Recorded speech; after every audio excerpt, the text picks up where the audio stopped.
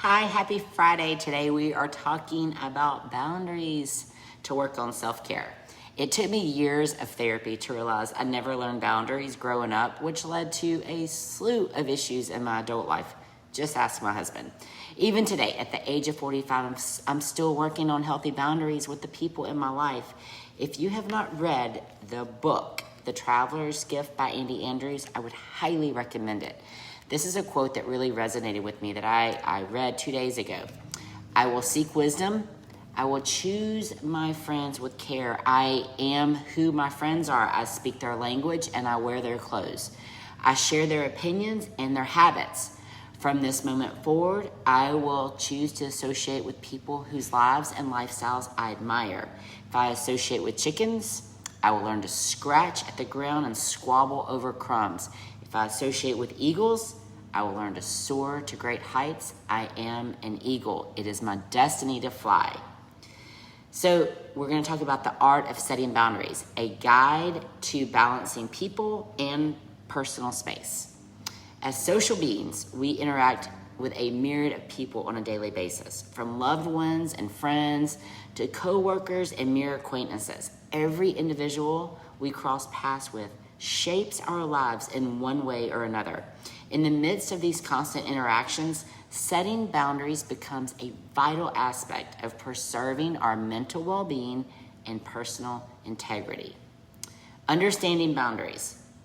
Boundaries are guidelines that we establish to determine acceptable behavior from others towards us. They help to define where we end and others begin, acting as barriers that protect our personal space and mental peace. These boundaries can be physical, emotional, or mental, ranging from acceptable physical touch to how much of our personal lives we actually share with others. Why boundaries matter. In the absence of boundaries, we risk becoming victims of overexertion, stress, and emotional burnout. Boundaries help us maintain a healthy balance in our relationships and prevent others from taking undue advantage of our time, energy, or emotions. Setting boundaries. Here's a step-by-step guide. Number 1, identify your limits.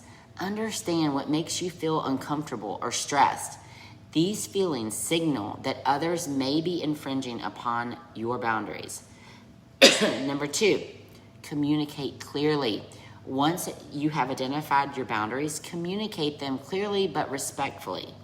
Make sure you express your thoughts honestly and without any doubt. Number 3, stay firm. If your boundaries are tested, stay firm and reassert them. Remember, your mental and emotional well-being is paramount. 4, start small. Begin with small boundaries to practice stating your limits without feeling guilty or overly assertive. Excuse me. Number 5, self-reflection. Take time to regularly reflect on your boundaries. Are they being respected? Do they need adjustment? This periodic evaluation will help you maintain a healthy emotional balance.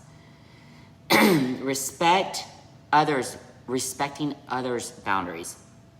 Just as you set your own boundaries, it's crucial to respect those of others. Ignoring or trivializing others sometimes can strain relationships and potentially cause harm.